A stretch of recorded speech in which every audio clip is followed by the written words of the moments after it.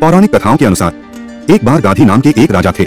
उनकी सत्यवती नाम की एक अत्यंत रूपवती कन्या थी, जिसका विवाह भृगु ऋषि के पुत्र ऋचिक के साथ हुआ था। सत्यवती के विवाह के बाद वहां भृगु ऋषि ने आकर अपनी पुत्रवधू को आशीर्वाद दिया और उससे वर मांगने के लिए कहा। तब सत्यवती ने उनसे एक पुत्र की याचना की और भृगु ऋषि ने उसे 2 चरु पात्र दिए। लेकिन जब सत्यवती की माता ने देखा कि भृगु ऋषि ने अपनी पुत्रवधू को उत्तम संतान होने का चरु पात्र दिया है, तो उसने किसी तरह अपनी पुत्री वाले चरु पात्र को ले लिया। और योग शक्ति से भृगु ऋषि को जब यह ज्ञात हुआ तो उन्होंने अपनी पुत्रवधू को कहा कि अब तुम्हारी संतान ब्राह्मण होते हुए भी क्षत्रिय जैसा आचरण करेगी और तुम्हारी माता की संतान क्षत्रिय होकर भी ब्राह्मण जैसा आचरण करेगी। इस पर सत्यवती ने भृगु ऋषि से विनती की कि आप आशीर्वाद दें कि मेरा पुत्र ब्राह्मण का ही आचरण करे, भले ही मेरा पौत्र क्षत्रिय जैसा आचरण करे। तब भृगु ऋषि ने यह बात मान ली थी और समय आने पर सत्यवती के गर्भ से जमदग्नि का जन्म हुआ और उसकी माता के गर्भ से विश्वामित्र जी का जन्म हुआ और जमदग्नि ऋषि का विवाह रेणुका से हुआ, जिनके गर्भ से परशुराम जी का जन्म हुआ था। पौराणिक कथाओं के अनुसार परशुराम जी को मिलाकर महर्षि जमदग्नि और रेणुका के अन्य 4 पुत्र रुक्मवान, सुखेन, वसु, विश्वानस भी थे। परम तेजस्वी और शक्तिशाली भगवान परशुराम जी को शास्त्रों की शिक्षा दादा ऋषि और पिता ऋषि जमदग्नि ने दी थी और इन्हें शस्त्र चलाने की शिक्षा स्वयं भगवान शिवजी और विश्वामित्र जी ने दी थी। और परशुराम जी योग, वेद और नीति में पारंगत थे और भगवान शिवजी से इन्हें परशु मिला था, जिससे इनका नाम परशुराम हो गया था। परशुराम जी के लिए धर्म ही सबसे ऊपर रहा। एक बार इन्होंने पिता की आज्ञा पाकर अपनी माता का सिर काट दिया था। एक बार माता रेणुका ने गंधर्वराज चित्रकेतु को अप्सराओं के साथ जल विहार करते देखा और यह देखकर उनके मन में विकार उत्पन्न हो गया। तब महर्षि जमदग्नि ने अपने सभी पुत्रों से माता का वध करने लिए कहा तो उन्होंने प्रेम में ऐसा करने से मना कर दिया।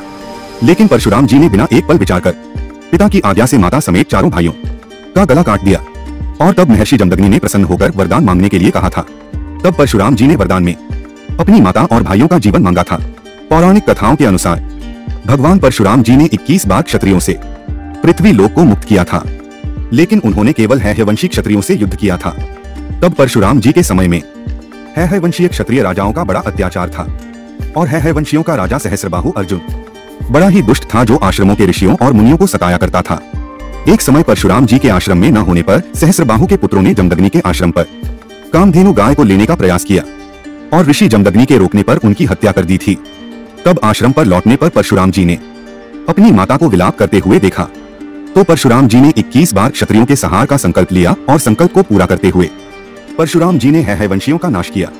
और परशुराम जी ने क्षत्रियों के संहार के बाद अश्वमेध यज्ञ किया और उसमें सारी पृथ्वी कश्यप ऋषि को दान में दे दी थी। तब महर्षि कश्यप जी ने सोचा कि पृथ्वी से हमेशा के लिए क्षत्रिय समाप्त न हो जाएं, इसलिए उन्होंने परशुराम जी को दक्षिण समुद्र की ओर यात्रा करने के लिए कहा था। पौराणिक कथाओं के अनुसार एक बार भगवान शिवजी के परम भक्त परशुराम जी भोलेनाथ से मिलने कैलाश आए। उस समय कैलाशपति ध्यानमग्न थे, जिस कारण गणेश जी ने परशुराम जी को मिलने से रोक दिया था। तब परशुराम जी ने उन्हें कहा कि वो भगवान शिवजी से मिले बिना नहीं जाएंगे और गणेश जी भी विनम्रता से उन्हें टालते रहे।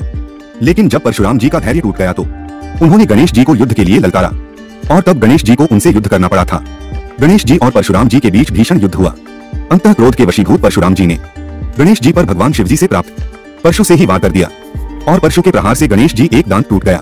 तब माता पार्वती गणेश जी को इस अवस्था में देख परशुराम जी पर क्रोधित होकर दुर्गा के स्वरूप में आ गईं और परशुराम जी समझ गए कि उनसे भयंकर भूल हुई है।